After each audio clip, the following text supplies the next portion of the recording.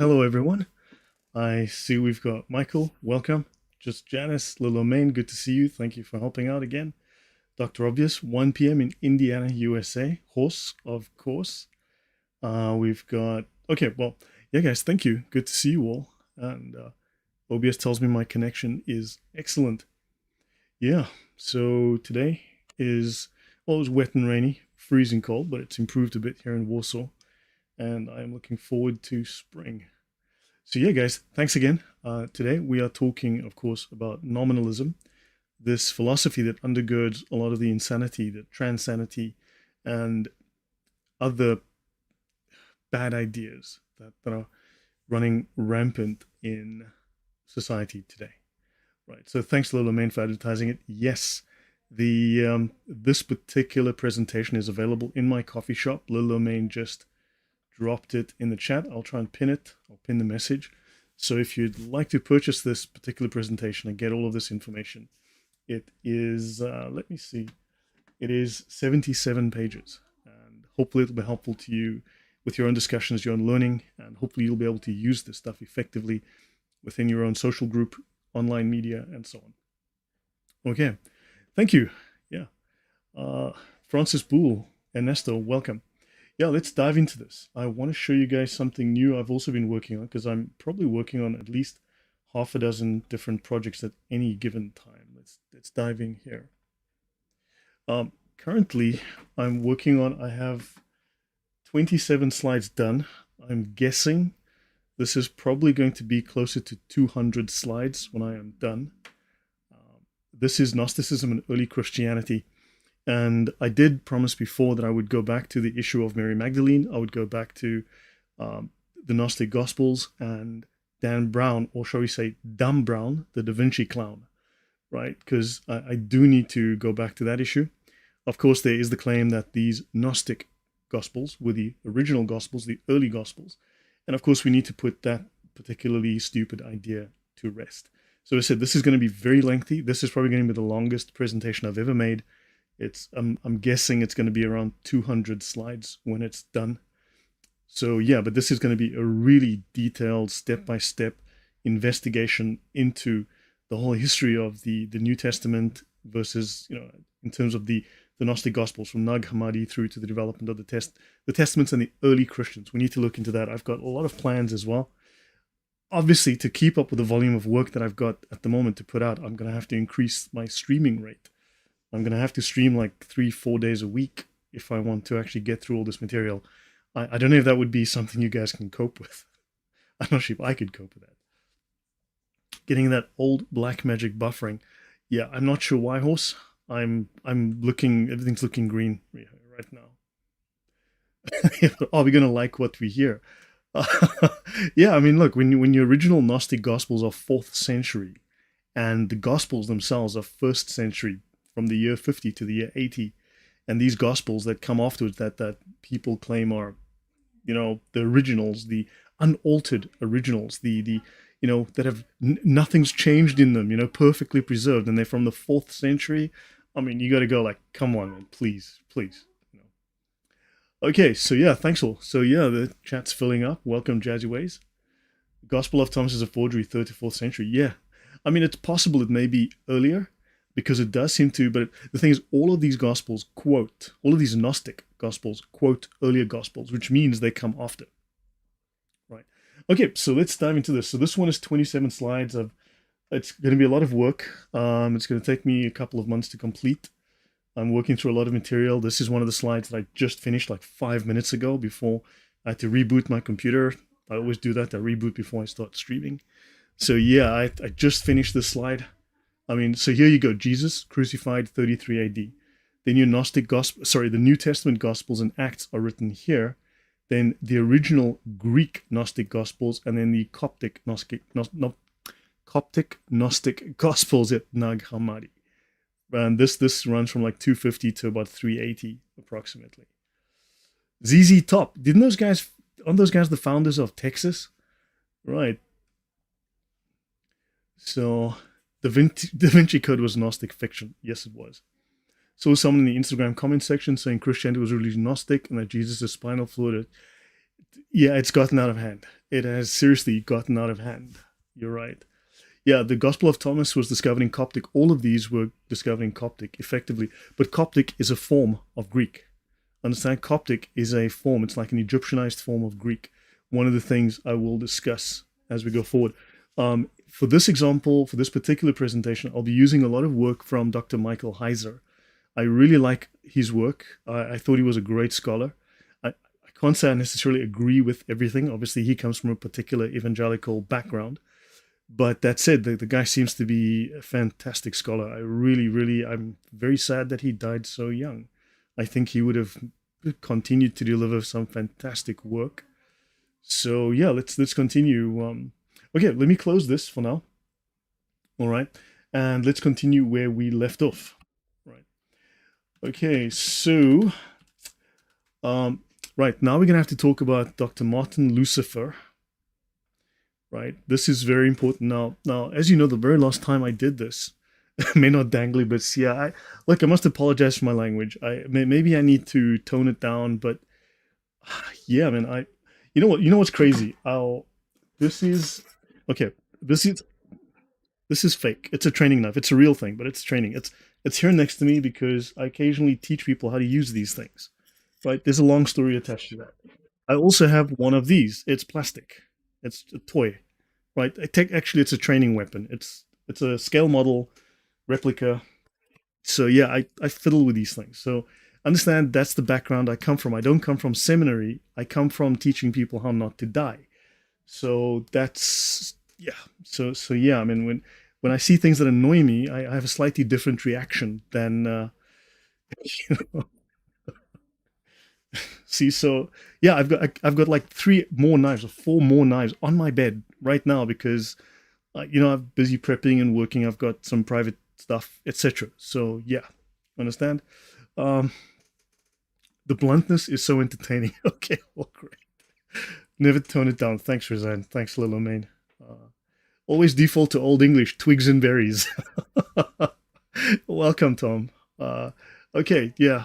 Okay, guys. So now, a couple of days ago, of course, this guy came on, this nominalist, and I actually realized I knew his name because I had watched his channel. I had watched some of the philosophies.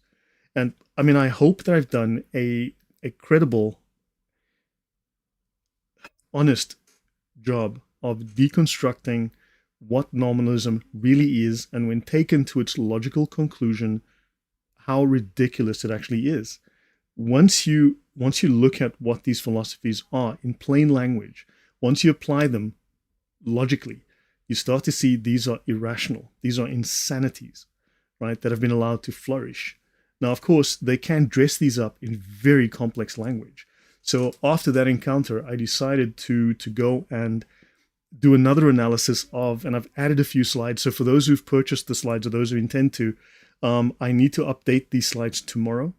So please re-download them again or send me a message and I will. Airsofting. Have I been airsofting? A long time ago, I used to train with a friend of mine. We had a bunch of airsoft guns and we would train. We'd go to a site that we had access to and we would practice up stairwells, down stairwells, long corridors. So we would practice. That was with airsoft guns. I mean, we'd have pallets all over the place. That was a lot of fun. Um, yeah. So yeah, I miss those days when I was a lot more active with when I knew people that knew people. So yeah, okay. So what I've done is I've added some new material, right, to further illustrate this idea of nominalism and how the nonsense can be hidden within this scientific language that's just designed to bend your mind into knots. Stay warm there in Poland. Will do. Thanks, Sheikh Biadi. Good to see you. Okay, guys, let's dive in. So Martin Luther was a Calvinist, right? Or Calvin was a Lutherist. Take your pick, right? Now we need to briefly talk about the 97 Theses. So actually, I need to find, yeah, let's actually do this one.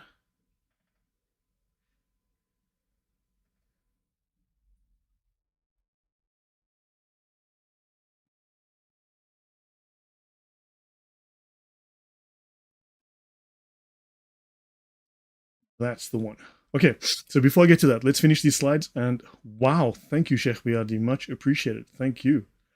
Connor, wow, Sheikh Biadi, thank you. I'm really grateful. And thank you very, very much. Honestly, I'm so grateful. Thank you. Um, yeah, speechless.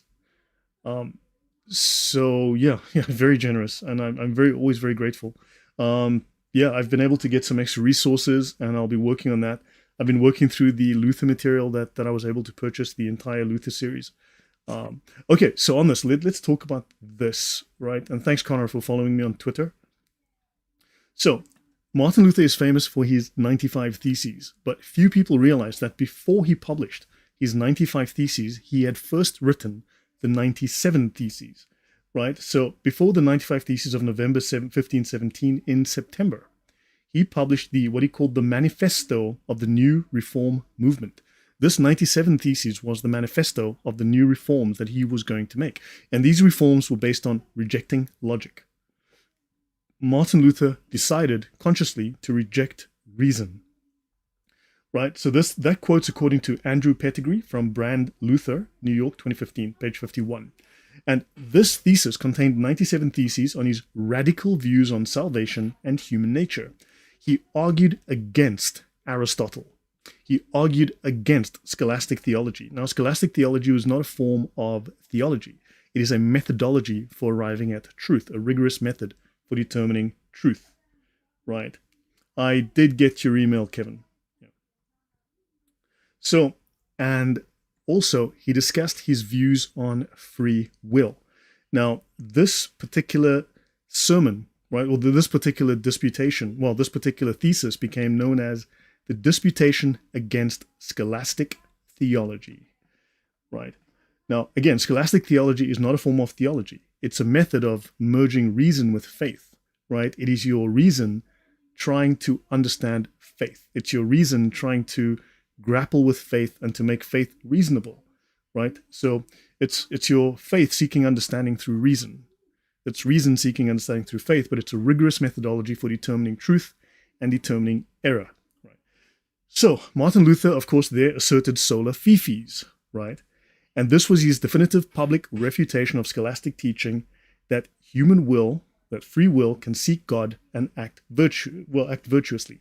Martin Luther did not believe that you, as a human being, can seek God and act virtuously. This was not possible, according to Martin Luther.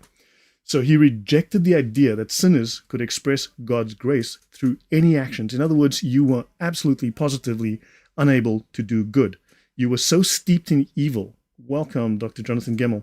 You were so steeped in evil. You were so steeped in your own human filth, in your depravity. Nothing you did could be good. And therefore, all of your actions only were evil. Your mind could only produce evil thoughts that were despicable to God. And therefore, the only thing that could save you was the hand of God reaching down into the muck and saving you. And there was literally nothing you could do. Right? So he rejected the idea that sinners could express God's grace through any action. So nothing you did was good. You literally had no hope of doing any good. So because of sin, fallen humans have no desire for God. So in other words, you don't want God's salvation. You don't want God. That's an illusion. You're lying to yourself. You don't want God. You actually hate God. You are going to do evil. You want to do evil.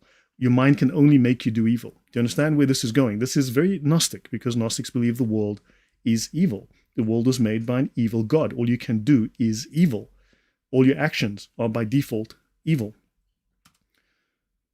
So Luther argued against Aristotle's ethical teachings, and he argued against logic in theology, just like, of course, William of Ockham. So now, Aristotle taught that we become more just by practicing justice. We become more virtuous by practicing virtue. We become better at things by practicing them. We learn how to love by loving people. We learn how to be generous by being generous, right? So scholastic theologians integrate this idea into Christian theology, teaching that God allows us to exercise free will. We do good works to practice and to demonstrate virtue. So we demonstrate our virtue by doing these things, and we get better over time. In other words, in a sense, it's a communion. You draw closer to God as you start to do better. You express his will more and your will less, right? So Luther rejects this completely. And Luther says, we do not become righteous by doing righteous deeds, but having been made righteous, we do righteous deeds. And then Martin Luther says, this is in opposition to the philosophers. So he explicitly states he is acting in opposition to the philosophers. You cannot. So first God has to cleanse you, and then you can do nice things. First God has to give you grace, then you can do nice things. Before that, everything you do is evil, right? This is not exactly Christian theology. So, and then Martin Luther writes in his works, the will produces an act that is perverse and evil, right? Now, how do you know when you've been saved by God? How do you know when you've been given grace? How do you know? Does your nose turn purple? Does a siren go off of your head and your ears turn blue? How do you know? Right? Calvin knows, of course, and some of you, of course, well, you know what Calvin thinks, right? Anything that Calvin says, he got from Luther, pretty much. Although they contradict each other, hated each other at the end of the day, but Calvin's views very much derive from Luther. So Lutherans don't like to discuss these particular ideas. So your will, your mind, your free will only produces things that are perverse and evil. So when you're nice to your mom and dad, that's perverse and evil because your mind can only produce what is perverse and evil. What are the implications of that? So drop your thoughts in the comments, in the chat. So radical corruption, right? We are radically corrupt. We are depraved beyond redemption almost. And that's the bondage of the will, right? So he writes in the bondage of the will. So Thomas Aquinas, our will is in bondage. So we'll talk about that. So Thomas Aquinas says that the spiritual senses of Scripture cannot be used to construct doctrine. Think of it this way, and we'll come to that in a moment. This is a theological analog of a very practical aspect within reason, within the world, right? In that, how do you do maths without numbers?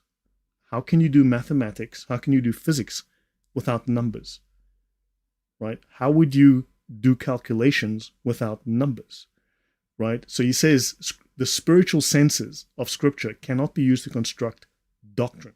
We need to use reason, and reason gives us a method to understand, to evaluate. And then we can begin to construct a method. So we are corrupt on a fundamental level apart from Christ. We're woefully sinful. Well, but he says, yeah, you see, unless Christ decides to send you some grace, you are 100% evil. Everything you do is corrupt. You have zero goodness, right? So now one should not rely solely on personal interpretations or subjective experiences, right? Thomas Aquinas is speaking against subjectivity, which is inevitably relativist, right? So do not have these subjective feelings derived from Scripture to establish official teachings or beliefs, right?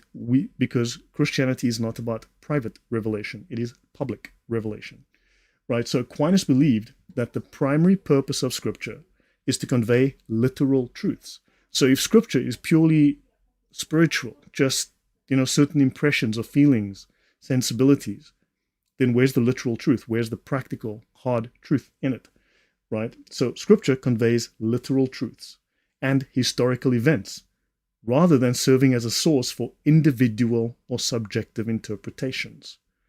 Therefore, Aquinas cautions against using the spiritual senses of Scripture, such as allegorical or metaphorical interpretations. Who leans heavily on allegorical or metaphorical interpretations? Well, that's your Gnostics, right? And this is their basis for constructing official doctrines. Sola fifis, my feelings.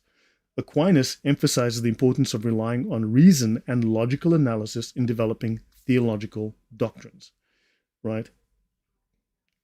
Some Catholic thinks doing good is accompanying transgenders, which goes against Genesis. Yeah, look, there's a lot of bad Catholics. Roseanne, there's a ton of bad Catholics. I've met all of them, I think.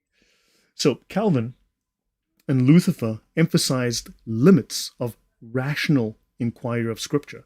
They go against Aquinas. They say, look, you can't use reason. You've got to use your feelings, that voice that talks in your ear, those voices, right? So, okay, now Luther, now also, by the way, this happens to be also History of Hermeneutics, John Barry, the Lexham Bible Dictionary. Okay, so these would be, and that's also Andrew R. Talbot. This would be Protestants writing this particular analysis here. So Luther was was harshly critical of reason, right? He called reason a whore, right? Your reason, your intellect was a whore. It is the enemy of God. Reason leads only to sin. Luther and Calvin preached total depravity. All that we do is evil from original sin. So we are so hard-boiled in original sin, there is nothing good within us. That's a pretty nihilistic, negative view of humans, view of the world. That how is that different to the Gnostic view of the world? Very different words, comes to the same result. So in nonsense, the true human essence is an innocent speck of purity in bondage. So Gnostics believe that you have a sliver of the divine, that God that was attacked by the evil God called Yahweh. So this evil, dirty God full of darkness attacked the good God, broke off pieces of him, splinters that fell and got trapped in matter. Your flesh is that matter, that little sliver of God. That's why you're a God. And you are trapped in that. You see, so we've got this sliver of goodness that is trapped in the matter. It's in bondage. And what does Luther write? The bondage of the will. What does he believe is his greatest work? The bondage of the will, where your will, your good, divine portion is trapped. You see, so yes, it's like saying you are a billionaire. You do have $1 billion, except it's stuck it's trapped in a cage, which is inside of a vault, which is inside of a safe, inside where there's no key, which is inside the Titanic at the bottom of the ocean. So you are a billionaire. You do have it. You just can't reach it. You see, you just can't get to it. So you really are a billionaire. You do have free will. You have free will, except it's on another planet. You see, this is how he simply rephrases this Gnostic idea. So, right. So this is very dualistic, right? This is the mind versus the evil body. This is Gnostic dualism. This is Martin Luther starting to show his Gnostic proclivities, his Gnostic ideas, simply rephrased into, shall we say, a more Christian sort of theology, a more Christian language.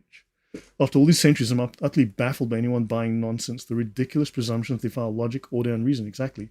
God always operates in order, logic, reason, and divine love. Thank you. Very well said, Dr. Obvious. But Martin Luther brought this stuff back with a vengeance. Let's continue.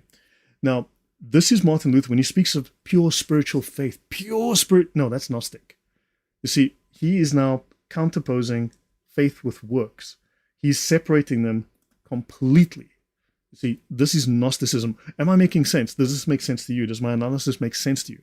How he has simply taken the Gnostic idea and just rephrased it and made it look a little Christian. You've just described my wealth problem. I'm a billionaire, but it's somewhere I can't access. Exactly. It's stuck on the Titanic, in a vault on the Titanic. Yeah. So this is how he gets around it. So he's really describing the Gnostic idea. But, yeah. Okay, so now Walter Kaufmann. Walter Kaufmann writes The Faith of a Heretic, right? Walter Kaufmann. So Luther called reason the devil's bride, a beautiful whore.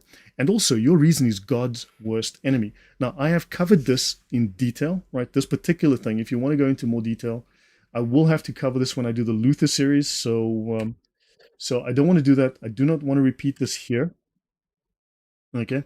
Because it's fairly lengthy. It will take me an hour and a half to go through all the material, right? But if you want to know more about this, and I go into great length and detail with huge numbers of citations, right? I'm going to go here, right? So you need to go to episode 2, right? You need to go to Prophet Luther versus Logic, Reason as a Whore. That's theological, part 2, okay? Reason's clown, Martin Luther here. You need to go to this episode here for this information, all right? I've got that in detail there. So I don't want to redo this, because when I do the Martin Luther series, I'm going to repeat that information, all right? And then I'm going to be doing a lot of other material, so that I don't just say, well, because people are going to say, oh, that's just one quote taken out of context. Yeah, but if I give you 200 quotes and they all say the same thing, you're like, yeah, how out of context is that? Or are we discerning a pattern here? Right. Now, Luther says, there is on earth, among all dangers, no more dangerous thing than a richly endowed and adroit reason. So, yeah, if you have a smart mind, you pose a danger. You know, you are going to sin with that reason, right? You know, if we had Prozac, we could have avoided all this. You know, they should have applied high explosives to this guy. So he says reason must be deluded, it must be blinded, it must be destroyed, and faith must trample underfoot all reason, all sense and understanding. Right? So that's Martin Luther. That's volume 12 in 1530, volume 8. Okay, so blah, blah, blah. Okay, those are the references, but anyway, we'll discuss those in the future. Walter Kaufmann then asks, if we discard our reason, right, if we embarrass our understanding, if we take leave of our senses, how can we be sure that what we accept is the word of God? How do you know it's the word of God? How do you know it's not your own voices? How do you know it's not Satan talking to you? How do you know it wasn't that curry that you had 2 hours ago that's talking to you? How do you know it's not your tummy rumbling? If you don't have reason, how do you know? What are those voices? How do you assess them? How do you test them? How? Because it feels right? We think, yeah, you understand? This is purely subjective. He leaves no method for determining truth. How do you know? It's entirely subjective. And for the realm of human reason must be separated as far as possible from the spiritual realm. So the realm of human reason must be separated from the spiritual realm. So yeah, so that's Martin Luther's works, volume 26, Lectures on Galatians, 1535, chapters 1 to 4. And this was edited by Yaroslav Jan Pelikan. And of course, after like 15 years or whatever of doing these translations, he decided to leave the Lutheran Church, and he converted to the Eastern Orthodox. So yeah, so we would then have to look at Luther's last sermon against reason. I'll do a very, very quick, don't blame the curry, but yeah, let's have a quick look. This is from the University of Arizona Library, right? It's just easy to find this copy, right? This is Luther's works, right? And this is Luther's last sermon in Wittenberg, right, from 1546. And I'll just briefly run through Luther's last sermon in Wittenberg, right? And of course, he tells us the devil's bride, reason, the lovely whore. She wants to be wise, and what she says she thinks is the Holy Spirit. Okay? She's the foremost whore that the devil has, right? The other gross sins, reason is a gross sin. All these sins can be seen, but nobody can control reason. It walks about and it cooks up fanaticism and claims that everything that pops into its head and that the devil puts into its heart is the Holy Spirit. So get rid of reason, facts, reason, evidence. No. Can't have any of that. Can't have that stuff. Okay? And what I say about the sin of lust applies also to reason, because reason mocks and affronts God. Using your brain affronts God. See, so Thomas Aquinas, anyone with a brain affronts God, insults God, mocks God. They're not just feeling God, you see? So yeah, hopefully that makes the point. I'm not going to go through the entire book. I will come back to that in the near future. Welcome, Sandro. Okay, now let's continue. Okay, if you guys want this particular book, The Faith of a Heretic, it's really interesting. Okay, Walter Kaufmann, it's available on archive.org. You can get that here. He makes some very interesting points about Mr. Luther. Okay, now, appearances in name only. All right, so Francis, very welcome. I wonder whether it was chicken or beef curry. You know, chicken curry is good. Chicken curry is good. But yeah, look, you guys, we don't want to, you know, we need to somehow make sure that we save the curry. Oh, just give me 1 second, please. Oh wow, my good grief. One of my family members is in hospital. He's in a very bad state. He's critical state. He's had 3 operations in the last 48 hours. So I've just been informed. They're fighting for his life. Oh my gosh, that is. Yeah. So guys, yeah, he's like my grandfather-in-law. If you guys would, wow, not good. Yeah, if you could say some prayers. His name is Mietek, Jadek Mietek in Polish. Grandpa Mietek. That's his nickname. So yeah, if you guys could say some prayers. Not good. Good grief. Okay, yeah, that's very sad. Okay, let's continue. So,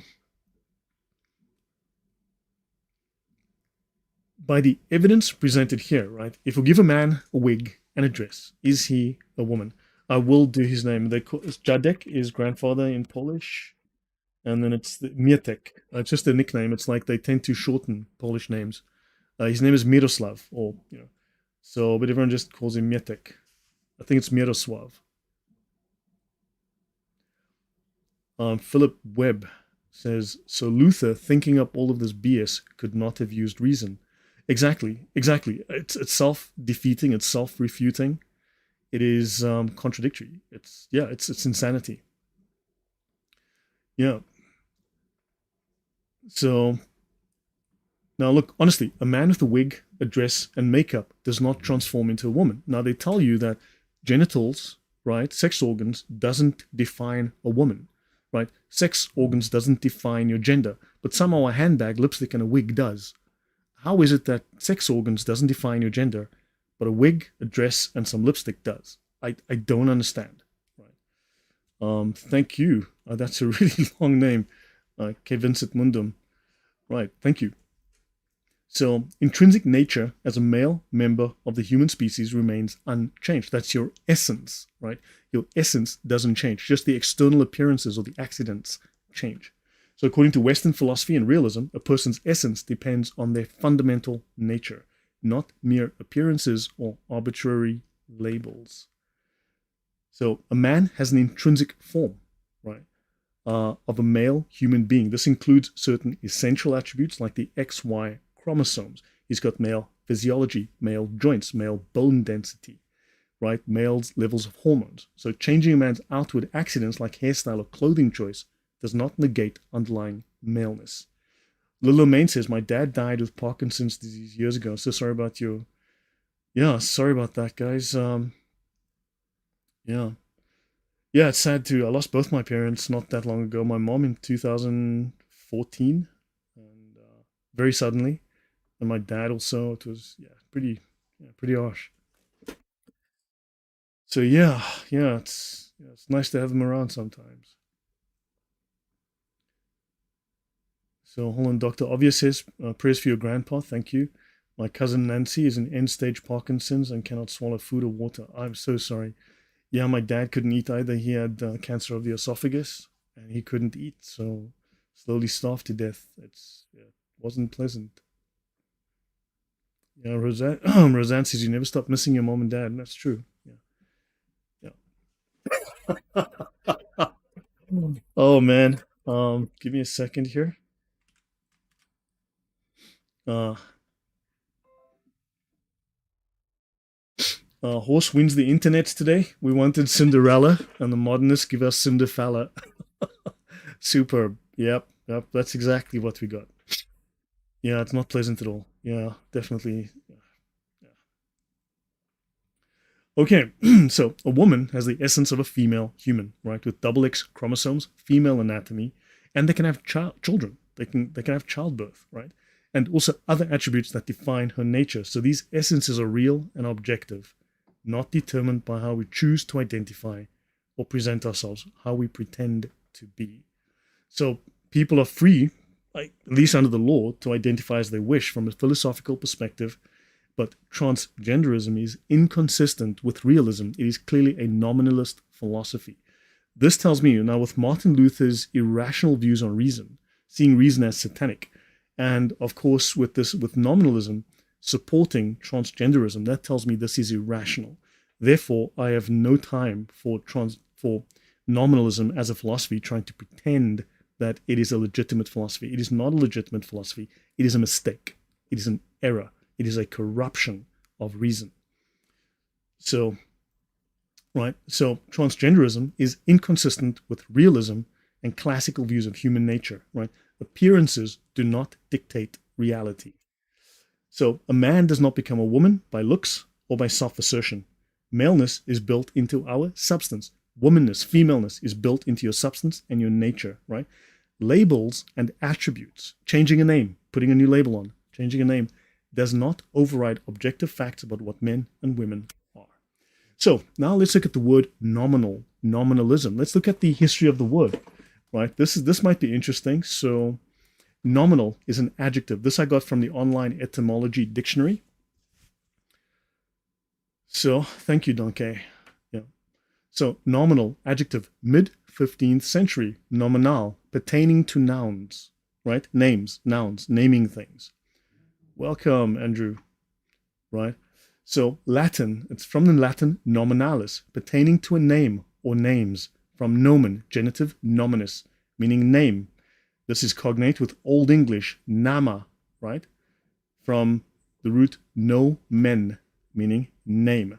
Okay, nama is like Afrikaans that I speak back home, naam, right? Name, naam. Auf Deutsch heißt das Namen, das ist der Namen, yeah?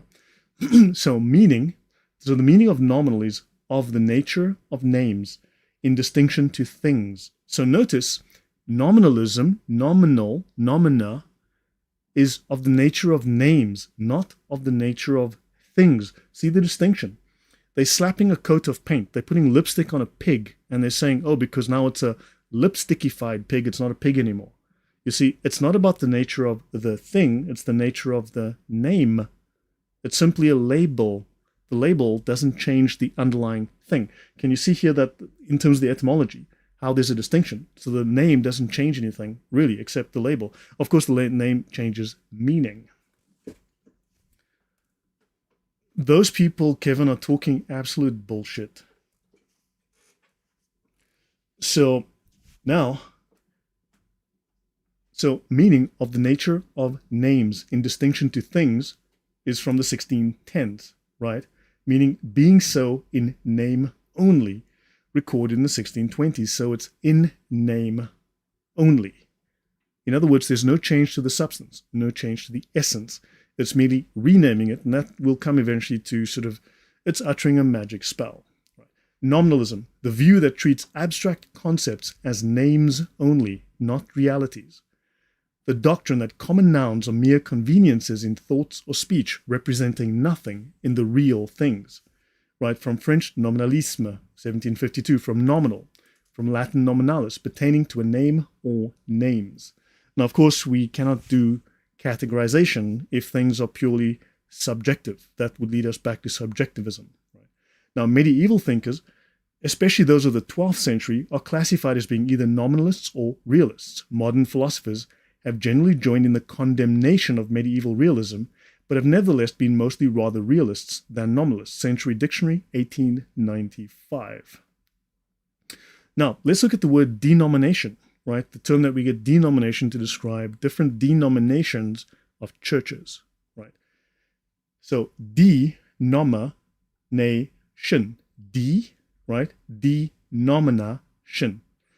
Denomination, noun. Let's have a look. Late 14th century, denomination, a naming or act of giving a name to something, right? So having something and slapping a label on it. From Old French, denomination, nominating, naming. From Latin, denominationem, okay? Nominative, denominatio, a calling by anything other than the proper name. So hold on, pause a second there, okay? A denomination is calling something by a false name. What's a denomination? So, at the risk of offending everybody, because I tend to have a knack for offending everybody, Baptist church. Well, according to the etymology of the word, that is a false name. It's not the original thing. It's a simulacrum of the thing. It is a facsimile of the thing, a cheap knockoff of the thing, a copy of the thing. It is calling it by something other than the original and proper name. Metonymy, noun of action, from past participle, stem of denominare, to name, from de, completely, to name, from nomen, name. Okay, great, we'll continue. That's from the mid-15th century as a class name, a collective designation of things, of persons. So a denomination is a collective of persons, a society or collection of individuals. So now you've got a group of people, that's a denomination, 1660s. From the first comes the monetary sense, and the second meaning, religious sect, right? Formally around 1716, but let's continue. Let's look at the word de, or the prefix de. Active word-forming element in English, and in many verbs inherited from French and Latin, from Latin de, down, down from, off, concerning, related to, derived from. Also used as a prefix in Latin, usually meaning down, off, away from, down from, but also down to the bottom, totally, hence, completely, intensive or completive, right?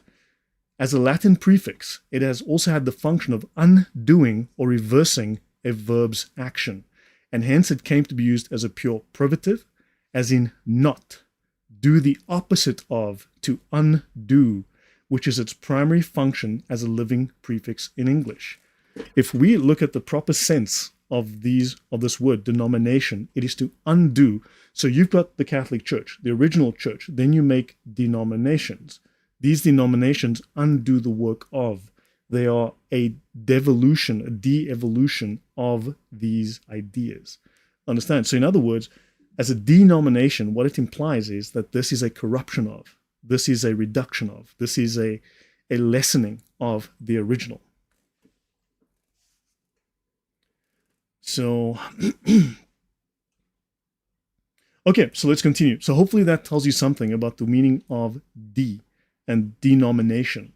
So this tells us that these, technically the way I read it is, that's not real churches. Those are denominations. Denomination means it's less of, it's a knockoff. That's how I'm reading this in terms of this, calling it by other than its proper name. Let's continue. Okay, does surgery alter the particulars? Does it make a man a woman or vice versa? From a Western philosophical perspective that believes in essences and universals, surgery and medical interventions do not change a person's nature. There's no fundamental change, right? Physical alterations modify appearance or attributes. They do not negate intrinsic form of a human being as male or female. A man who undergoes surgery to appear more feminine, having breast augmentation or genital reassignment, does not become a woman, in essence. So, his male nature, including XY chromosomes, male physiology, his life experiences, and more, are unchanged. Right? The feminine traits that were surgically created are just accidental. They are external properties. They don't magically transform substance or natural identity. Now, a woman who takes surgical or hormonal steps to look more masculine does not shed intrinsic femaleness. Her essence as a human female continues. Her attributes only, the external appearances are modified, right? So surgery alters what we call particulars, but it doesn't negate the form, the universals. So the gender we are born with is built into our nature. It's built into your chromosomes, built into your genes, right? It is not randomly assigned or dependent solely on how we present ourselves. You're not assigned a gender at birth. You are identified to be biologically X and Y, or X and X, right? Simply, you're assigned. He's got dangly bits. He's male. No dangly bits. Female. Very simple, right? And your mind and your body are very much integrated. So, who created nominalism as a philosophy? So the beliefs that we see in the woke and the liberal community are nominalist, with people believing they are dogs or dragons or women or foxes or furries or whatever the heck they are thinking today. Denomination is a polite term for schismatic. Yes, schismatic. Correct. That's something I'll tackle again in the future. I've got some great notes on that as well. Yeah. So, goeienaand, mooi mense. Ja, dag sê Erik pas, hoe gaan met jou? I had a friend Max who became Maxine, also government paid for the transformation. Yeah, good grief. So, let's see. Right. So the woke community, the liberal community, these are all nominalists, right? So nominalism arises in the Middle Ages, originally proposed by philosophers like Agathocles Droskelinus and Peter Abelard. This is a reaction to the very dominant Aristotelian Christian belief in the reality of abstract universals. So nominalists denied that universals were objectively real. In other words, they would also then deny that you have a soul, right? Claiming that they were merely names or nomina that we apply for convenience, right? Now, this view grew in influence with William of Ockham, right, who said we need to refrain from positing the existence of abstract objects without necessity. So we've got this idea of William of Ockham. He applied his razor to science, but actually he applied it to theology. He applied it to the Trinity, and he claimed that the Trinity was an illogical idea.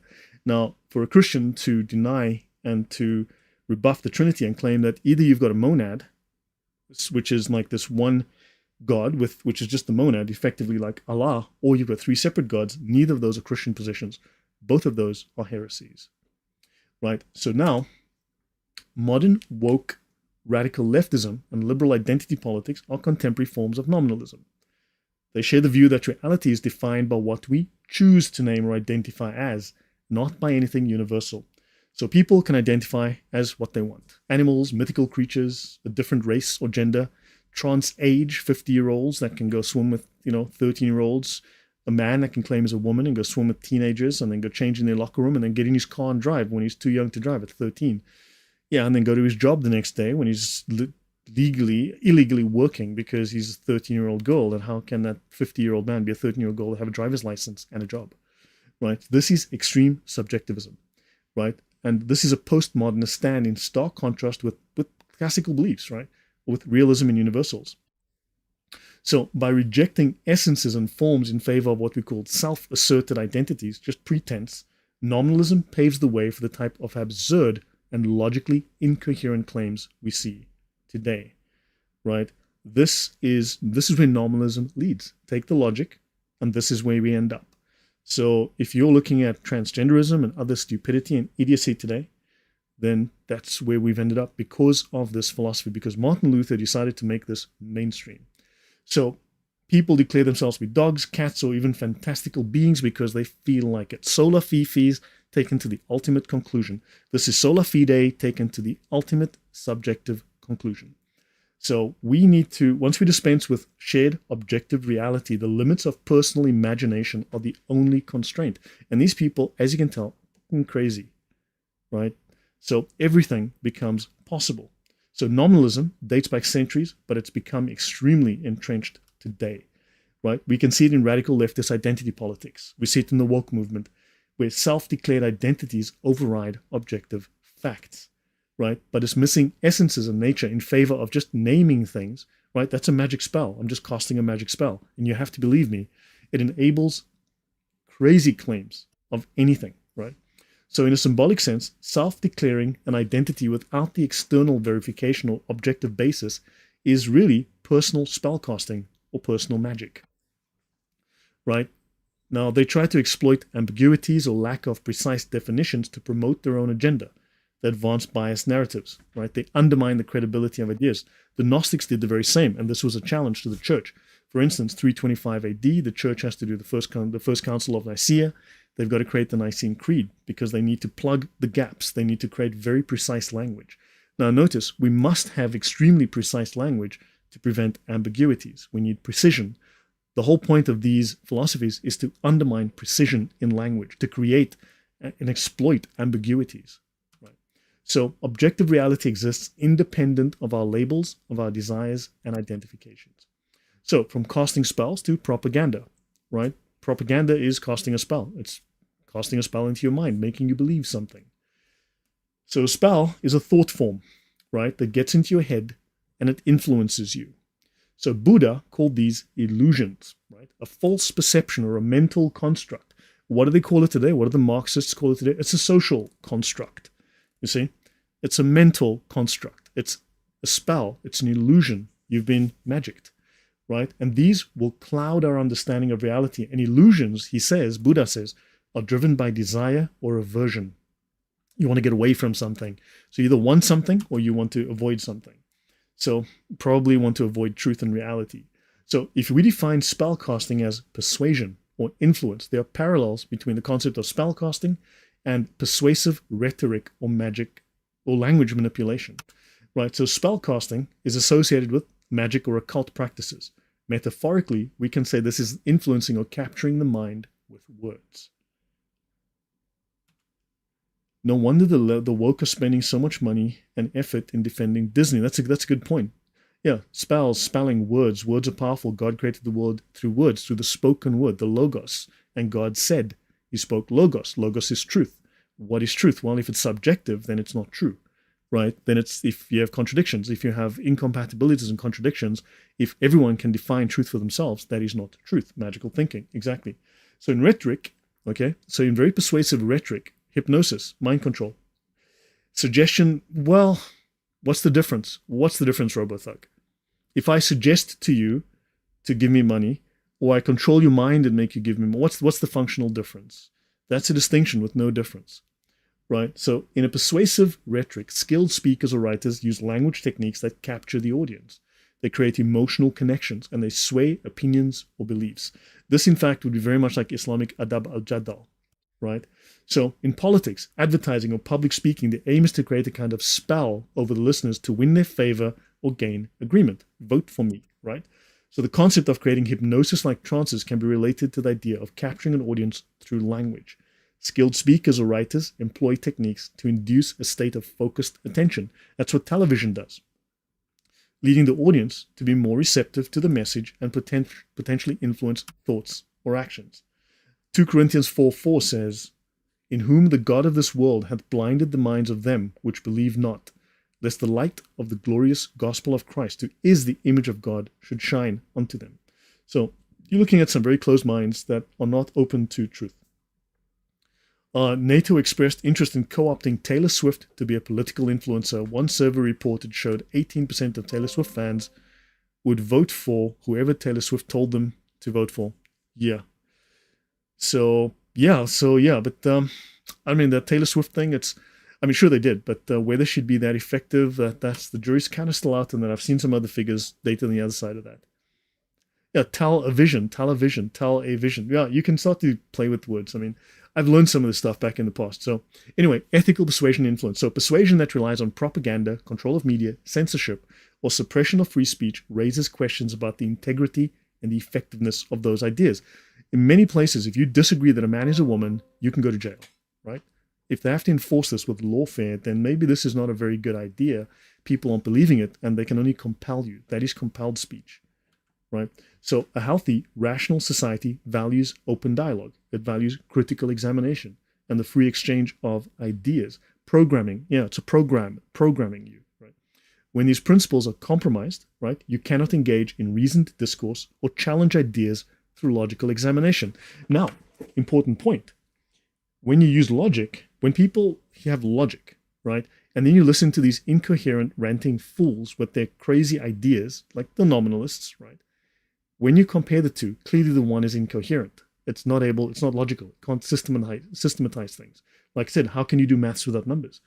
So now they have to then fundamentally corrupt language as well. Because now, fine, you're going to have to engage in a discourse here. You're going to have to deal with these ideas logically. So they've got to undermine logic. They've got to corrupt words. They've got to create new definitions.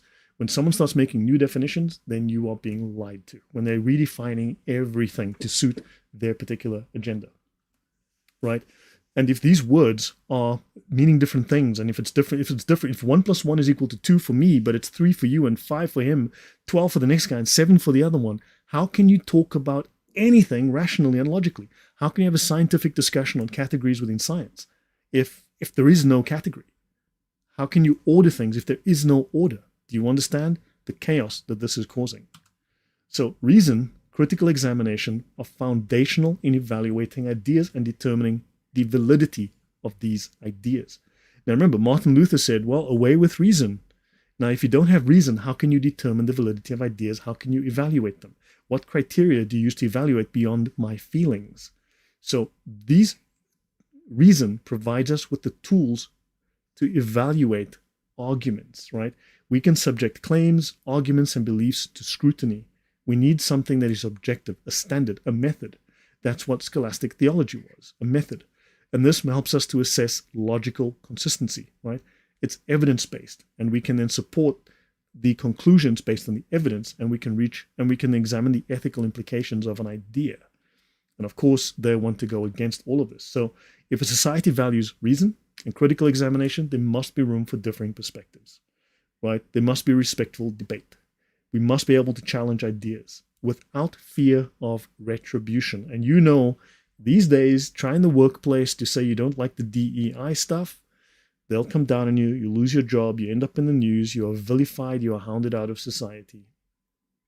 So open dialogue and the ability to express and discuss ideas freely, to allow the identification of flaws, biases, logical inconsistencies, all of this means that we have better societies, better arguments, better evidence, better conclusions, right? This all contributes, but here they want to undermine and prevent all of this. So Lloyd, that's happening all over science, especially in situations like Lee Cronin's assembly theory. I've been looking at some of the origin of life stuff, and that's a lot of it seems to be nonsense. But that said, for instance, someone else now at Harvard, there's a second black woman now at Harvard, discovered to have 40 cases they've discovered so far of plagiarism in her dissertation, her PhD dissertation, 40 examples. And it seems she also took a lot of her dissertation from her husband, who wrote a dissertation on a similar topic, and she just copied stuff from him. And then she's only published one paper in her whole career. And there's problems with that one too. So yeah, there's a lot of this stuff going around. Okay, now, it is also a primitive pagan philosophy, right? So nominalist thinking can be traced back to the ancient Greek philosophers, just like atheism, just like materialism, just like all of this poop that we've been dealing with over the last few weeks. We can go back to the pagan Greeks, right? And these people were posed by Aristotle because Aristotle was a fantastic thinker. Okay, Western thinking is based on Aristotle. We're now going towards paganism. So Heraclitus or Heraclitus, or whatever you want to call him, he believed that all of reality is in constant flux. There is no stable essence.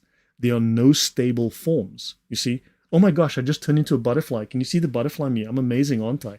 I'm a bear now. Look at me. Look at my 5 o'clock shadow. That's bear shadow. Oh yeah, me big bear. Oh, I'm back to being Lloyd now. Isn't that amazing? I was in constant flux. I know I'm sitting here. I don't seem to be doing much, but I can tell you at a cellular level, I'm very busy. So yeah, do you understand how this is just... It's the ancient Greeks that are responsible for everything else. Well, we've also got to go to the ancient Egyptians. When you talk about Gnosticism, then we're going to have to go to the ancient Egyptians, because they gave us the crap that is... Well, actually the Greeks as well, but then you got to go to Hermeticism. And then from Hermeticism, you've got to go to the Greeks, because they just picked up on it and ran with it as well. So Heraclitus, all reality is in flux. Nothing is solid. Everything is shifting. There's no certainty. Everything is just chaos. Everything is chaos. So yeah, there we go. Thanks, man. Thoth, exactly. Goeienaand, Lloyd. Lekker warm in die Kaap. Yeah. Recently found your channel and your videos on Gnosticism and its prevalence have been insane. Thank you. I thought of doing a video on Freemasonry in SA's history. Look, I'm about to do stuff on Freemasonry, but look, I've got like 40 different presentations I have to get through that I'm going to have to pick up the pace. But also I'm about to do Freemasonry, starting with a man called Napoleon, right? And I'm going to look at how Napoleon interacted with the Freemasons, although he does not seem to have been a Freemason at all. But he interacted extensively with the Freemasons. He understood how they operated, and he utilized it to his benefit. But then from there, we're going to go from Freemasonry to the Catholic Church. But along the way, we're going to meet a group called the Carbonari. And the Carbonari, well, you'll find lots of Freemasons and lots of good Catholics who will tell you the Carbonari have nothing to do with the Freemasons, except that's not true. And then we're going to find out that from the Freemasons, you go to the Carbonari, you go to the Alta Vendita. Alta Vendita, this basically is a method or a plan that they created, a book, but it's also the name of a group that were going to destroy the church, all churches, but specifically the Catholic Church, of course. And then, of course, from the Alta Vendita, so from the Freemasons, you're going to go to the Carbonari. From the Carbonari to the Alta Vendita. From the Alta Vendita, you're going to go to Karl Marx, and from Karl Marx, you're going to end up in Satanism. So yeah, you're going to go straight from Freemasonry to Satanism, and you're going to wonder how you got there. So understand. So we're going to go straight from Freemasonry to Satanism via Karl Marx, and we're going to think, how the heck did we just arrive at this point? So yeah, we're going to talk about that in the relatively near future. So Protagoras, not Pythagoras, Protagoras, right? So he argued that man is the measure of all things. So your senses only are what's true, entirely subjective and completely within your own skin, right? So what individuals believe or perceive is reality for them. My truth, your truth, his truth, that truth. Everyone gets a car. You get a car. You get whatever. Okay? This is radical subjectivism. And this suggests that essences depend on what we name or identify. It only becomes true when we name it. It only becomes true when we label it. Other than that, it's just chaos. It's nothing. But once we put a label on it, now it's real. But I named it, so I made it real. You see, because I named it, therefore I made it real. I named myself, therefore I am unique. I've now become real by naming myself. Do you understand how this works? You see, we're not dealing with geniuses here who strictly follow the dictionary definition of the philosophy. No. These are people that take an idea, misunderstand it, corrupt it for their own benefit, are entirely willful, and then they just go nuts. Hopefully that makes sense, right? And then, of course, you get the apologists, like, what's his name who was in the chat earlier? It's like, well, actually, if you look at the dictionary, and the dictionary says that Nominalism is A plus B equals C minus D plus 3 minus 2. And the answer is 4.1. And therefore nominalism is 4.1. Except the people that are doing the nominalist thing are fucking idiots.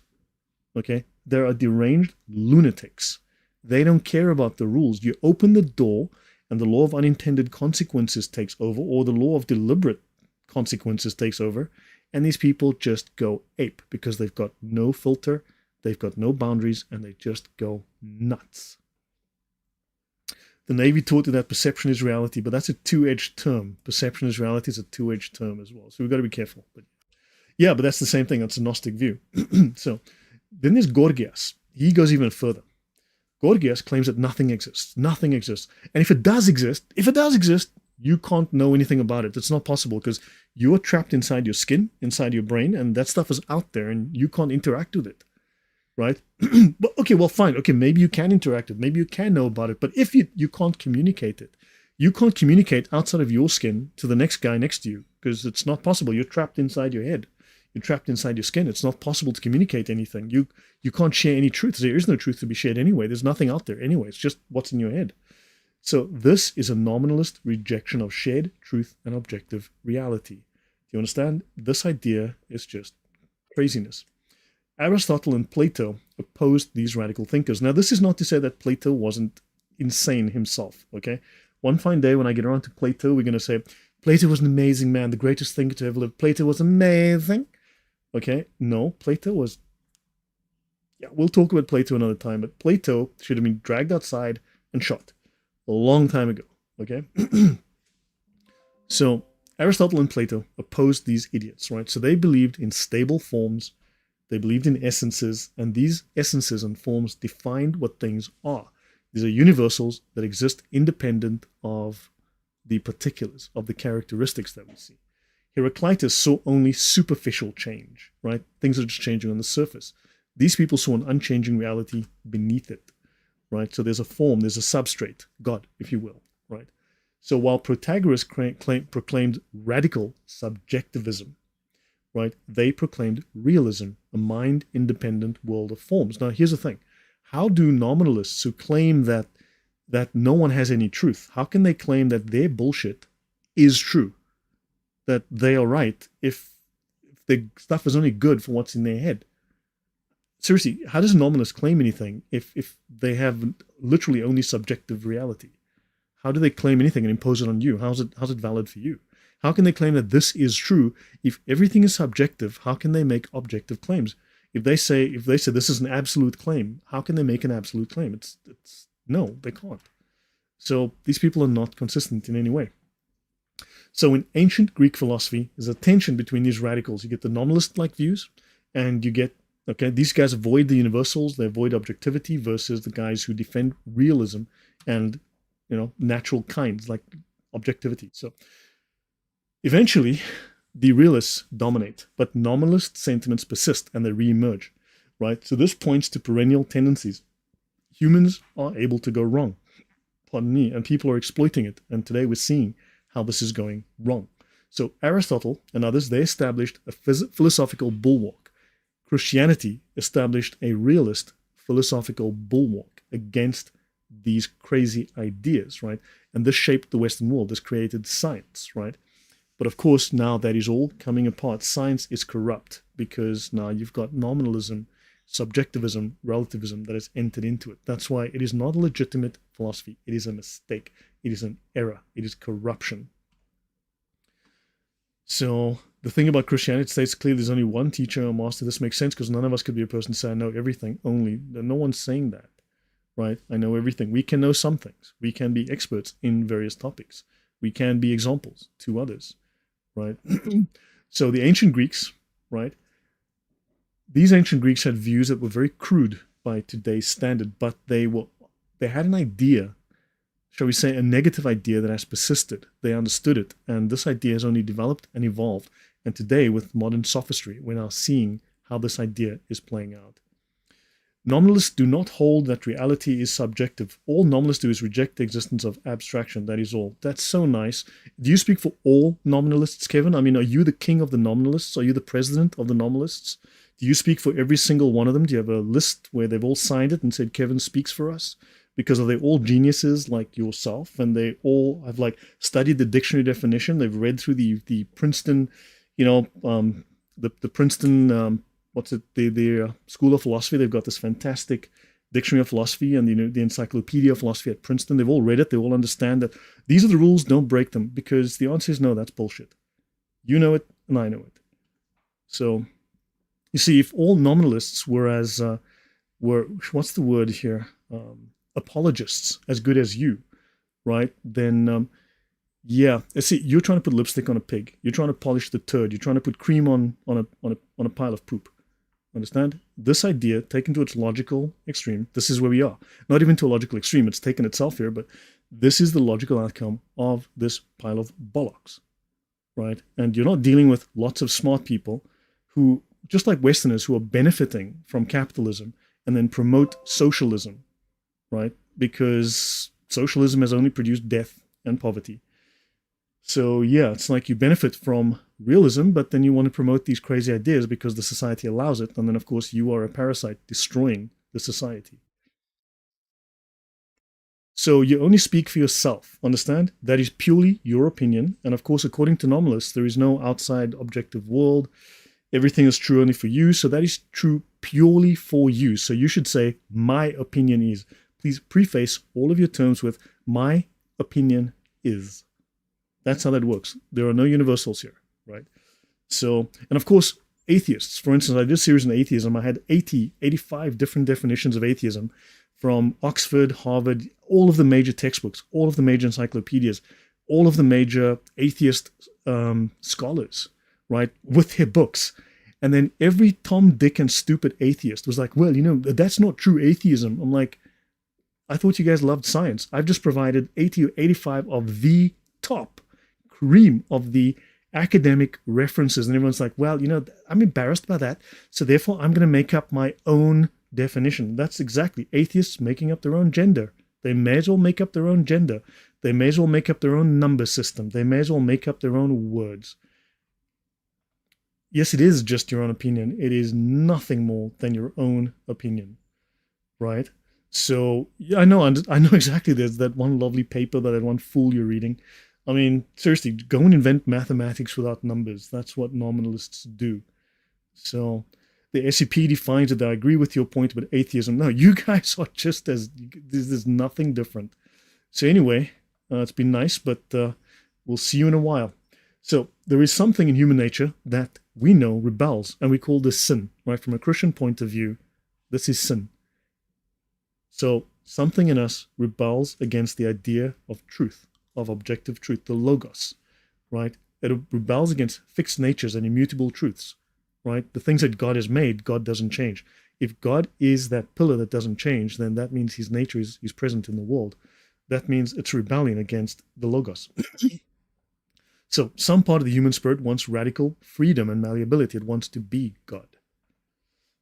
Okay, Artsy Fartsy, welcome. You can always play it fast from the beginning. I listen at like 1.75. So nominalism and relativism emerged again in the Middle Ages with Occam, right? The sophists of the Enlightenment. I will dig into the Enlightenment in depth, and the occult Enlightenment, we should call it, and today's postmodernists, right? So they want to break free of perceived shackles, unquestioned dogmas. This also, Marx was fantastic at this. This was Marx's idea as well, right? So it leads to philosophical incoherence and nihilism. In other words, modernism. So the philosophies of Plato, Aristotle, and natural law tradition provided a counterbalance. In other words, this is Babylon. We are looking at Babylon coming back because we have lost sight of reason. Okay, so let's continue. Let me go to page 50. Let's see if I can get to page 50. That's like halfway. And then I'll just mention one or two things at the end. Okay, yeah, well, Artsy, yeah, definitely. Rewatch after work. So, okay, let's see. They articulate truths about human nature, ethics, and society. So basically, you get Aristotle, you get Aquinas, and others. These people speak truths about human nature, ethics, and society that are not just human constructs, but are rooted in the structure of reality, right? So truth needs to be subjective, right? So as conservatives and Christians, we have to continue to defend objective truth, right? Traditional values and the wisdom of the ages against this incredibly corrosive influence of this crazy subjectivism. Right? And there's a tug of war between these two poles of human thought. And that's basically the battle with sin. I would phrase it like that. So now, Aristotle and Aquinas, right? They engaged with these radical philosophies, right, in many ways. So how did they do it? And what can we do to repeat what they did? How can we bring back reason? So the philosophers that fought for realism, right, that established the Western world that we know, they articulated well-reasoned defenses of realism and universals, right? Aristotle argued that essences are real features of the natural world, not just personal concepts that we impose, right? Whereas they believe that they can impose a name and thus they've changed the world by changing a label, right? Aquinas built on this. He says that universals pre-exist in the mind of God and are shared by the particulars, your soul, right? You share that. This is shared amongst all of you, right? And they gave logical arguments for realism. They provided empirical evidence for essences and natural kinds, right? Now, Aristotle pointed to how we can group substances based on their shared forms. So we have to be able to categorize things. Family. Think about it. Look at what's happening on the US southern border, right? You have a dividing line between one category or one group and another category and another group, inside, outside, us and them. You look at your liberals. These are crazy people that lack a dividing line between us and them. They actually prefer the outgroup. They don't look after themselves. They don't respect themselves, but they don't respect that borderline either because they want to erase those things. They don't have the separation, right? Because, yeah, they don't want categories. There are no universals. If there's no universals, then everything is the same. Understand? So this is causing all sorts of political chaos, social chaos, right? And I can't understand how someone who claims to be intelligent is arguing for this kind of thing, right? And of course, when you look at the Christians who promoted nominalism, sorry, not Christians, the heretics like William of Ockham, right, and Martin Luther, when people are going, well, actually, nominalists is actually fantastic stuff, and you go, yeah, you guys created insanity. Why would I want to listen to anyone who's that dumb? Now, so Aristotle says how we can group substances based on shared forms. Aquinas argued from observation. Realism aligns with our experiences of a mind-independent world with consistent, recurrent patterns. They critique the logical inconsistencies and absurdities of nominalism, right? For Aristotle, for something to change, it must possess an underlying essence or nature that remains constant throughout the change process. Think of this. You grow up, right? You were a baby, right? And you look completely different once you were 7 years old. And you looked very different when you were 12. You looked very different at 19. And again, you looked very different at 30, right? You're very different at 50. You're very different at 80. You are changing, but you are still you. So there's an essence that remains you. Understand? So you still remain you. So while something is changing, a certain essence remains constant throughout the change process. So if nominalism denies the existence of such universals, it becomes very difficult to explain how something can undergo change and yet still maintain a coherent identity. And yet we know we can maintain a coherent identity, consistent identity throughout our lives, right? So he also noted that nominalism eliminates causes and explanatory power. We cannot explain things as they are if they have no natures and forms. No explanation is consistent. Science falls apart. Science completely falls apart. Theories fall apart. And of course, what's going to happen is you're going to have Dr. Kevin here who's going to come along and say, well, I've got a very smart explanation for that. Now, look, we'll look at Dr. Kevin's stuff later of, one of the guys he references, which he mentioned some words from. So we'll look at some of that, but these guys can't agree either. They have, seriously, they argue like freaking Protestants over sacraments and everything theological. They just can't come to any consensus either. They don't have clear ideas. It's just it's like Gnostics, full of poop.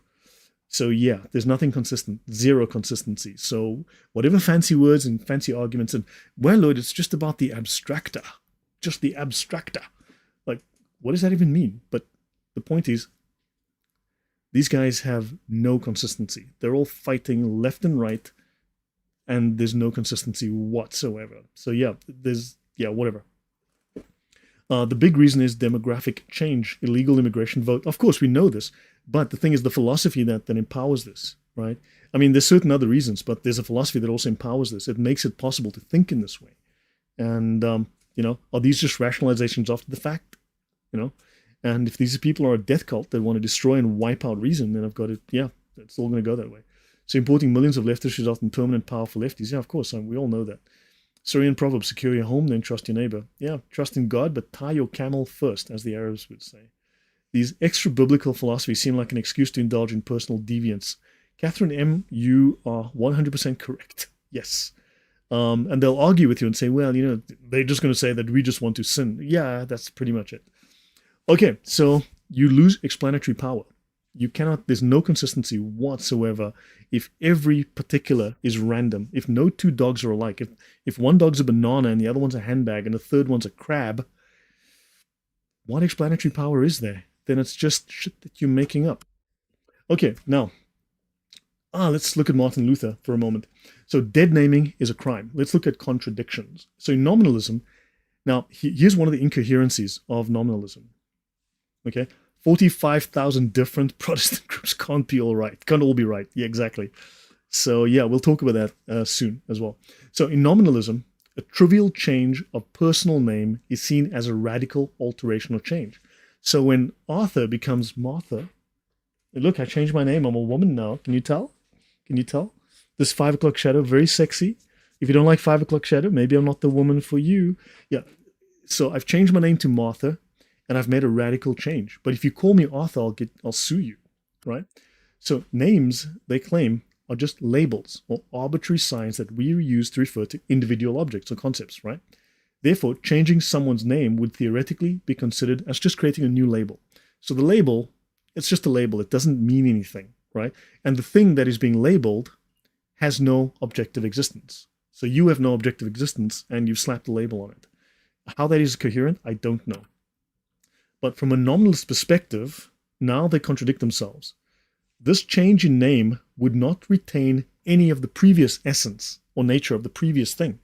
You see, Arthur was a man with that essence, and then once you change it to Martha, boom, something changes, and it's now Martha, 100%, it's a woman. You see, so the name change was just a random label on something that doesn't exist, something that has no objective reality. But except that when you change the name, the objective reality of the thing that doesn't exist, that has no reality, changes. Do you understand how ridiculous this is? How this is completely incoherent? So you now are creating something entirely different or something new by changing the name, which is called magic. So nominalism says that the underlying reality, right, is based on you've changed the name, you've changed the reality, right? So a logical contradiction arises because from this fact that nominalism views names as arbitrary labels. They are completely arbitrary. Yet changing a name is seen as creating a new thing.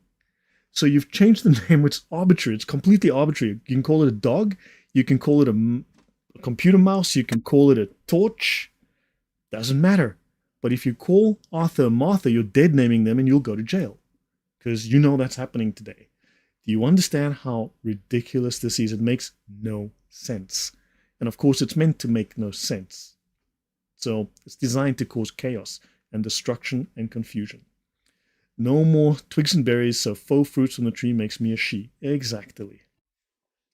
So this implies that the name has inherent meaning or essence. So in other words, they're implying that the name actually has critical function. The naming, the word has critical essence. The name is loaded. The word is loaded with meaning. The word is loaded with identity, except the word is meaningless. It's an arbitrary label. It's just a social construct you made up that means nothing, which you slap onto something that has no objective reality. But when I change the name, that name tells you that this thing's essence has changed. It has become something totally different. My head is going to explode. Can you understand how insane and backwards and crazy this is? Do you see how these people are talking literally out of both sides of their mouths at the same time? They are utterly contradictory, and this is insanity. And of course, Kevin's going to defend this. Well, Lloyd, actually, it's about abstracta. So So this contradicts the fundamental principle of nominalism. Just like atheists contradict themselves, nominalists contradict themselves. Just like materialists contradict themselves, so do these fools. So I'm hearing so-called intellectuals using a term called heuristic. The term sounds like Lloyd teaches. Thank you. Heuristics, yeah. A heuristic is a shortcut. It's a mental shortcut, if you will. But actually, I teach that when I do my stuff. I teach people about heuristics, how to create mental heuristics. But that does take time, experience. There's certain deliberateness that has to go into your training. But this cognitive dissonance, do you understand? I know I may be repeating some things over and over, but I'm providing different examples, different perspectives. But do you understand how this is completely it's just chaos? So if names are label, okay, if names are just labels, then changing the label should not result in a new thing, except changing the label creates a new thing. Do you understand? There is no consistency here. And okay, maybe Kevin is the one only nominalist on the planet who's got his story together. Everyone else is just absolutely screwed in the head. So my thoughts here are F you, Martin Luther, for bringing this incoherent trash into Christianity. Seriously, Martin Luther, F that guy. Honestly, this, Protestants need to be ashamed. Honestly, seriously, this is Martin Luther. This is what Martin Luther brought into the Protestant church. So yeah. Right. Cognitive dissonance reflects a desire to hold to falsehood rather than truth, just like the Bible says. Well, then Martin Luther was a heretic and a blasphemer that created a church which was, he just mixed the truth with the lie. He stuck the lie onto the truth and he created corruption. So yeah, thank you, Catherine. I'm thrilled for all the repetition. It's how I learn. And no, yeah, thank you. Yeah. So, okay, let's finish this slide. So they went through coercion and lawfare because it's so unreasonable, it's so irrational. They have to use force. They have to use lawfare, right? So these people, so Aristotle, Aquinas, they integrated realism into a broader, coherent philosophical framework. Mixing truth with lie is rat poison. Yes, appealing but deadly. Exactly. It's putting poison into food. You're mixing something good with something bad, but ultimately that means it's corrupt. Understand? So there's something, Martin Luther created something toxic at the end of the day. It's just incredible that, it was a small change that eventually over time the crack has widened. And we'll talk more about that. So Aristotle's theory of four causes and hylomorphism depend on essences, right? Aquinas took realism into his systematic Christian theology and metaphysics. So they created self-consistent systems, which is unlike the craziness we just described in nominalism, right? So hylomorphism is Aristotle's theory that all things are made up of matter and form. Matter is the underlying substance. It takes on different forms. Form is the arrangement, right, which gives the matter its properties. So together, matter and form explain the existence and the nature of objects. Matter gives you existence, right? Your form gives you your characteristics. So they work alongside the four causes to provide a comprehensive understanding of how things exist and function. We discussed that previously. So they show how realism supports ethics and supports politics. Now, if you cannot identify a woman, how can you apply the law evenly? So if there's no shared human nature, what is the source for objective moral rules or natural law? Right? If there's no abstracts, if there's no numbers, how do you know that the change that you gave me, I give you a 200, you give me back $5 and the thing costs $10, you should give me 190, and you give me $5 and say, well, those are just abstract numbers, don't exist. Cheers, have a nice day, right? Think about it. So Aristotle and Aquinas, they grounded ethics in human nature and in universals, and nominalism leads to subjectivity and relativism. So you go from logic and empirical and ethical arguments, right, to the craziness that we just described. So we must use reasoned analysis, we must use evidence. And through this method, realism was established as the most compelling view. And through nominalist tendencies, though, have endured, and they've come back hard, right? So it took months to memorize the times tables in 4th grade, and 54 years later, it's instant recall. Yeah, repetition is athletic training for the mind. Yeah, it's amazing. Exactly. So Villainous says, oh, it's anti-Christ. Christ is the word of God. Through the word comes reality, creation. Through the word of man comes nominalism, the lie of a fake world unreality. And very well said. Yeah, very well said, Villainous. Yes. So shades of gray is just white contaminated with black. It's light contaminated with darkness. Exactly. So the laws of logic. So let's do a couple slides on logic. So the law of identity is one of the most fundamental principles of logic. This states that a thing is always the same as itself. I am always me. You are always you. This torch is always a torch, right? This torch remains a torch, right?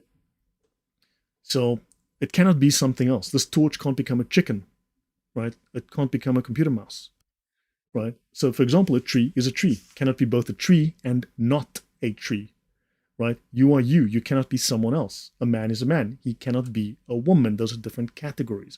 That's why we have the words, the labels, which are loaded with meaning and identity. So in short, A is A, B is B, C is C. Have I heard of the ship of Theseus thought experiment, Lloyd? It's vaguely familiar, but yeah, it's vaguely familiar. It sounds vaguely familiar, right? This tree identifies as a pot plant. Yeah. So everything has a single, unchanging identity, right? Imagine God has a changing identity based on the person. That means you get how many gods? That's seriously, God is one nature. But if God has the nature based in your opinion, then of course you are your own church, right? So the law of non-contradiction is a corollary of the law of identity. This states that a statement cannot be both true and false at the same time. For example, the statement, the sky is blue, cannot be both true and false simultaneously, right? The sky cannot both be blue and not blue in the same place at the same time. A thing cannot have contradictory properties. You can't be wet and not wet. You can't be wet and dry at the same time. Now, of course, there can be a distinction. You can be wet on one side or wet on top and dry on the bottom or something like that. You can be partly wet, right? But you can't be, for instance, completely wet and completely dry at the same time. That violates the law of non-contradiction. Yes, so the whole trans deception is wrapped up in changing the law of identity. Exactly, that's what's called identity politics. Understand? So you can't have your cake and eat it too. A thing is always itself, and a statement is either true or false. It cannot be, paradoxically, both, right? So these laws are fundamental to rational thinking. And of course, nominalism and the woke Gnosticism, all of this upends this. It contradicts this. It violates this. So these laws lead to rational thinking and logical consistency. So without them, clear and coherent thought would not be possible. Right? So we rely on these principles in all of our thinking. This is the foundation of Western thought. These are the three rules of thinking, the three rules of thought, the three laws of thought. There's a third one, right? The law of the excluded middle. Like, for instance, if you're pregnant, you either are pregnant or you're not pregnant. You're not both. You're not a little bit pregnant. You pick one. Pick a side. Okay? Your car is either blue or it's black. Pick one. You can't be a little, you understand it. If you're speaking in terms of that, like this is either a mouse or it's a torch. Pick one. It can't be both. Understand? This is either a phone or it's a mouse. Pick one. You know, it's either one thing or the other. It's a phone. It can't be. So, right? So we rely on these principles every day, and this is the bedrock of Western reasoning, right? So now decolonizing education and other ways of seeing the world, okay? So now you get these social movements that argue that traditional logic and reasoning are oppressive. You nasty white people, you oppressing the world with logic, okay? And this threatens my identity because my identity changes every 10 minutes. Look, I'm a butterfly, right? And we use things like postmodern philosophies that claim that objective truth and logical reasoning do not exist. Well. You see, luckily for us, Kevin only doesn't believe in abstracta. You see, so he believes that you know, just that, you know, and the rest, well, I mean, yeah, except that other nominalists take it a lot further. In fact, most of them take it way further. So Kevin only speaks for himself. So they argue that logic is merely a means for those in power to assert control over marginalized groups. You see? Yeah, we need to decolonize reason and rationality. So by rejecting objective truth, they believe they're empowering oppressed identities and oppressed minorities, liberating them from the shackles of logical thinking. Yeah, in other words, they're enabling chaos. They're enabling depravity. They're enabling immorality. Understand? The language is always backwards. They mix the truth with the lie. Yeah, non-tradicath is a telling nickname. He's not even Catholic. He's not even Catholic. Okay, non-traditional Catholic. I mean, that itself is a contradictory name. So certain radical activist groups portray logic and rationality as tools of oppression, but threaten the ideologies and identities, of course, because reason would say you're a man, shut up. Not a woman, shut up, right? So therefore, these are tools of oppression because they're not allowing him to be free. It's not always free to be something, it's freedom from something, freedom from reason, freedom from morality, freedom to do whatever the heck they want, right? So they claim logical reasoning is a veil for biases and prejudices, right? And they always frame the debate as a struggle between oppressor and oppressed. So now we're back to Karl Marx. Now we're back to Marxist thinking. Now we're back to dualistic, Gnostic thinking, Manichaean thinking. So logic is an enemy to be fought. These people, you must understand, are your enemies. They literally are your enemies. It's that simple. You have to win this fight. So, yeah. So, yeah, they should not be allowing Muslims in their churches. No. It's about drawing hard lines. You have to have boundaries. You have to have borders. So it's about demonizing what is good. Woe to those who call good evil and evil good. Exactly, pigs can fly. It is about demonizing good. Do you understand? The language, really, it's very subtle language, but this is it sounds rational. This is sophistry. This is very good sophistry. It's superbly good. And you have to learn to spot it. Right? So someone may declare themselves, but they are not declaring what they are not. Exactly. So they're not being truthful. What you'll find is once you open the door, it's the slippery slope, and eventually you find yourself in a race to the bottom. So many of these people are arguing for the rejection of Western logic and philosophy in favor of alternative ways of knowing, right? Epistemologies that they believe give greater voice to marginalized groups, like people who maybe hate you and think that you stole their stuff and think that mathematics is for fools and maybe cleanliness is not next to godliness. And what do you understand? This just everything degrades rapidly. That's why there's poop on the streets in San Francisco. It's that simple. So they claim that traditional logic comes from assumed superiority and implies that other knowledge systems are inferior. You see? Well, yeah, they are inferior. What you need to understand is there are inferior cultures. Other knowledge systems are inferior. They are. They just bluntly are. So they want to decolonize thought by promoting alternative logics, except irrationalities. Atheists constantly call themselves those who merely lack belief. Yeah, what a fantastic joke. So let's finish on this slide, guys. On slide 50. Are you imposing your whiteness on me? Right? So certain ideological movements argue that science and reason threaten their belief systems, their identities, and their values. Right? Logical thinking is a threat that must be rejected in order to protect their constituencies. For instance, for transgender to exist, we have to reject science, we have to reject genetics, we have to reject biology, basic biology, right? We have to reject established science and established culture. Do you understand? So therefore, the transgender community is anti-science. The whole point of nominalists is anti-science. I am assuming your gender. Pigs can fly. So that one MP in Great Britain was slaughtered in his church. Yeah, tolerant Muslims. Yeah, exactly. So emotion and personal beliefs are elevated over reason and evidence. Thank you, Martin Luther, for that. The arguments in all these cases are flawed and self-defeating. Hopefully I've pointed that out. Logic is not a tool of oppression. Logic does not belong to any one group. Logic comes from the logos. The word must be true. This is how we determine what is true. This is how we use our reason. God gave you reason. Except Luther says God didn't. So it is a universal human capacity and a tool for seeking truth and solving problems. So now, of course, anything can be applied in flawed and biased ways.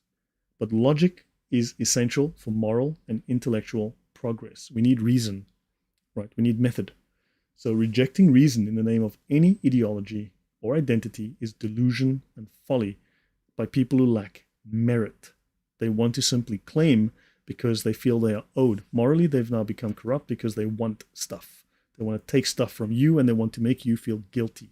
They want to guilt you because of your success, because of your merit, because of your method, and they just want to take stuff from you because they cannot produce. They can only destroy. They can only take. Marxism, again. Logic is not a tool of oppression. But understand, all of this argumentation that I'm showing you, all of this is not logic. They're not using logic. This is sophistry. These are lies. It's an attack on your society. It is an attack on your morality. It is an attack on your culture. It's an attack on your identity. It's an attack on who you are as a person, who you are as a culture, who you are as a religion. All of this is an attack. It is not designed to find a reasonable middle ground. It is designed to undermine you, undermine and destroy. So logic is the foundation of our knowledge and of our civilized thought, right? Without respect for the law of identity and objective truth, rational discourse breaks down. We cannot define and we cannot distinguish anything from anything else. That's why it's all the same. You know, these people say that's all the same, that indifferentism. Right? Now you're talking about another form of nominalism. These are just different forms because everyone makes it up themselves as they go. Gnostics did it the same. They just made up their own nonsense. If you've got 1,000 people with 1,000 different ideas about this, the same idea, it's like you've got chaos. Yeah, reject reality, embrace fantasy, and stay in your mother's basement. Exactly. So now this has consequences in every sphere of life. Hopefully I've demonstrated, from politics to law to ethics to sport, personal relationships to the border. Right? Everything is being corroded and everything is being destroyed. So I'll finish on slide 50, but just so you know, Martin Luther, now Protestants, I've seen the discussions, I've looked at them. They all claim, no, Martin Luther was not a nominalist, that's wrong. Oh yeah, sure, when you look at one quote, yeah, you can say that. Look at a lot of quotes and you realize, yeah, that's wrong. They're lying. Martin Luther did call William of Ockham his dear teacher. You know, my dear leader. My dear leader. So yeah. We'll talk about that some more. So guys, I will stop here. Hopefully this has been educational. You've learned something. And for the 80 of you or more that have joined me, I thank you for that. Thank you for your time. Thank you again for the donation earlier. That's really, really kind. I do appreciate it. The pinned comment with Lilo Main on top has a link to this presentation in the chat. Please follow up with me privately. Just drop me a message, either via coffee, so that I can give you the updated slides. I'll try and update them either tonight or tomorrow because I've added some additional slides. Karl Marx shows you in bed with when he shows the hidden handmaster of the Second Valley. Well, as I said, we're going to go from Napoleon to the Freemasons to the Carbonari to the Alta Vendita, and from the Alta Vendita to Karl Marx. And then from Karl Marx, we're going to go to Satan. And we're going to wonder how we got there. Slippery slope indeed. So it's interesting to see how woke is effective magic. Thanks, Andrew Martin. Yeah, I didn't want to dive heavily and deeply into the idea of magic. I mean, there's probably a way, it probably can be explained better if I dug deeper, but I wanted to sort of show how this is kind of there's a parallel with word magic. There's a parallel with that. Ineffectual magic. But yeah, it's very effective. It's created confusion, right? It's created incredible confusion. It's taken over people's minds. It's parasitic. This idea is parasitic. It's ruined people's minds, right? So Josephine says, don't tone it down. People have been coddled long enough, and that's the problem. Yeah, we need Boanerges. What is that? His foolish things. His blessed messes rock. Well, thank you. Yeah. I love video games, but I can almost no longer play them because of the wokeness and ridiculous content lately. Yeah, I know. Yeah, so thanks, guys. Rhetoric is entry-level brainwashing. Muslims call it logic. Yeah, it's called adab al-jadal. That's what the Reformation. The Reformation was, we'll dig deeply when I get into Luther. Dig deep into the Reformation. Solvate coagula. I know, I can't remember what that term means. Karl Marx. Okay, so guys, I think that's it. Do court jesters have any connection with the Freemasons? I mean, maybe they were. I don't know. I have no idea. So guys, thank you very much. Gad Sad wrote the book, The Parasitic Mind. Yeah. Well, remember, do people have ideas, or do ideas have people? That's a Jordan Peterson quote. Do ideas have people? And notice the conversion between all of these crazy theologies that are extra biblical, as someone said. So guys, thank you very much. I need to go and get some dinner. It's 8:45 here. But thanks for the time. Hope it's been a great conversation. I will see you on, if not Saturday, I might do that. Otherwise on Sunday. And also next week, I'm going to do 3 episodes with Thunderous. He's coming back. So we're going to be doing 3 separate episodes with Thunderous, and that's going to be really interesting. We've got a plan for 3 separate topics. And he's going to be leading the discussion, so that's going to be very interesting. So thanks, guys. I'm glad, Lilo Main. Thank you for the support. RoboThug, welcome. Dr. Obvious, great to see you. Andrew Martin and others. Guys, until next time, God bless. Bye, Catherine. Take